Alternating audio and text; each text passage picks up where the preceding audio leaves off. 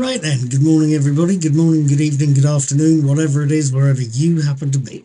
My name is Paul, I'm also called Knack. I'm the brains behind Knack's Old Peculiar, the world's most incredibly boring blog-themed blog. I'm the man behind Knack's Daily Teaser, which is a set of hopefully fun and enjoyable quizzes. I talk about movies I've seen, and I really want to sit down with Gene Part 2 at some point. But that may have to wait after I finish watching some TV shows.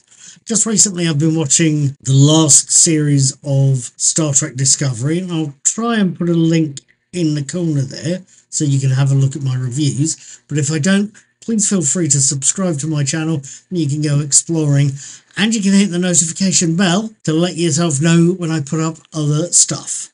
Tonight is the 25th of May, and tonight I have actually sat down with 73 Yards, the most recent episode of this new series of Doctor Who, with Ncuti Gatwa as the 15th Doctor and Millie Gibson as Ruby Sunday. What did I think of it? I'll sum it up and I will let you know.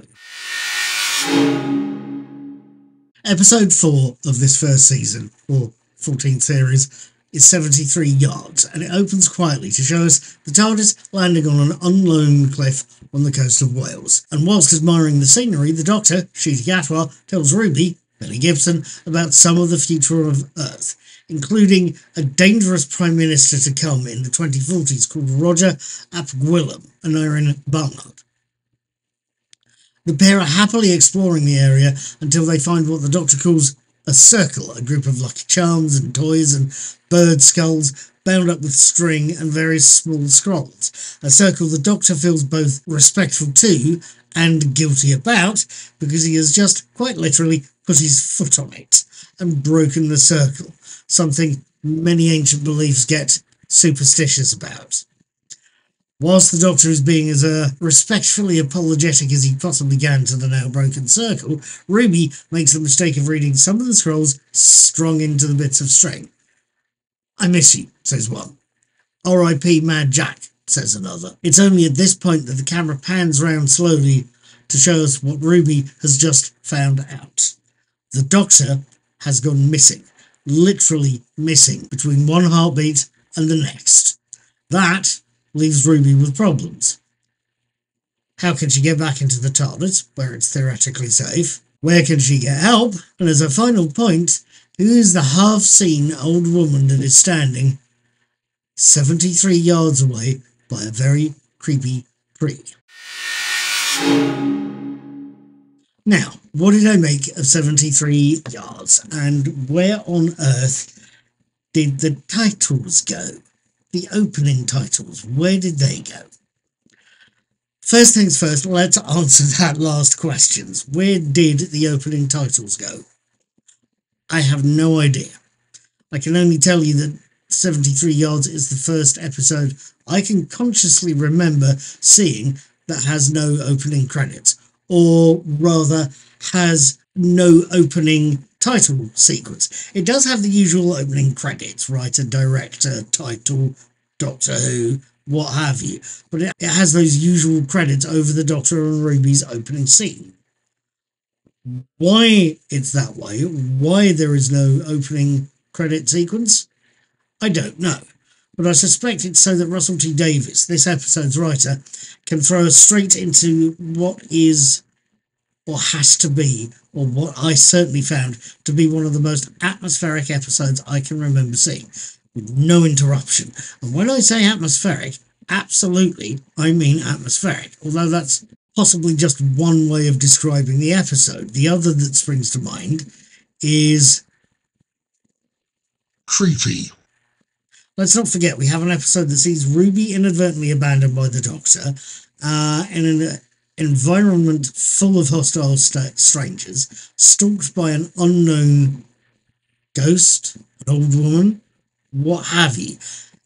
An unknown ghost or apparition or old woman that causes everyone Ruby relies on to flee, including her mother and Kate Lethbridge-Stewart from UNIT, and flee with expressions that range from fearful to furious to scared to just outright angry looking, at least on her mother's face. With a rock-solid supporting cast like this, a pub straight out of An American Werewolf in London, an air of paranoid menace running around from one end of the episode to the other, and a superb performance, I should say, from Millie Gibson, 73 Yards is one hell of an episode, and B, yes, too right, it doesn't need an opening title sequence. The net, it has to be said, is an amazing thing. The net, or possibly the web, are equally amazing things.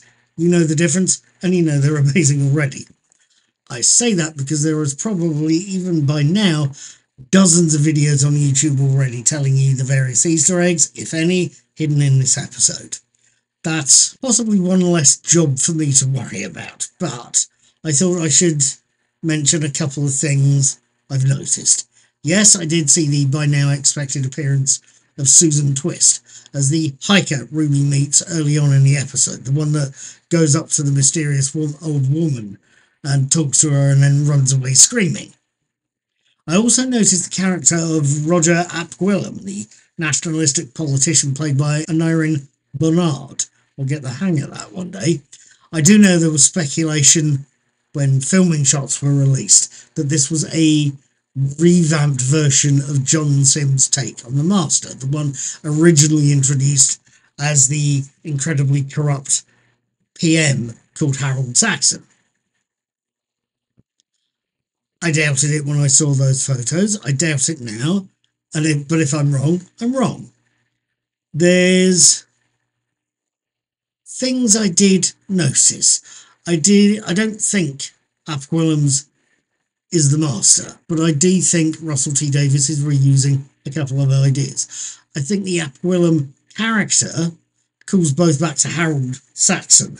There seems to be some odd treatment by Gwilym of his assistant, Marty, that looks a hell of a lot like some of the Master's apparent treatment of Lucy Saxon. There was a famous shot of the character in her last appearance in the second or third series where she seems to have a black eye that implies there's a lot of domestic violence going on. Some of the way Marty reacts to talk of ap Gwilym seems like there's something similar possibly going on there.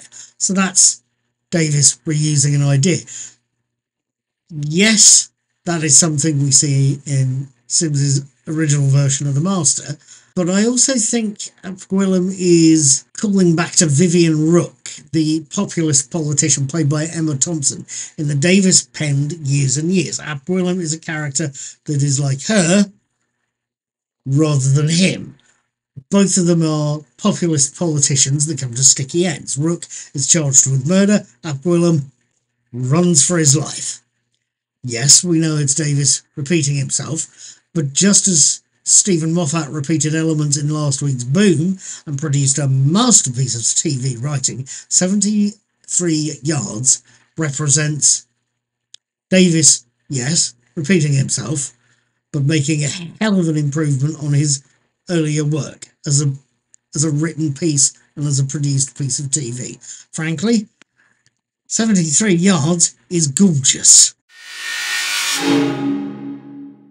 With all of that said, yes, 73 Yards is a stunning episode.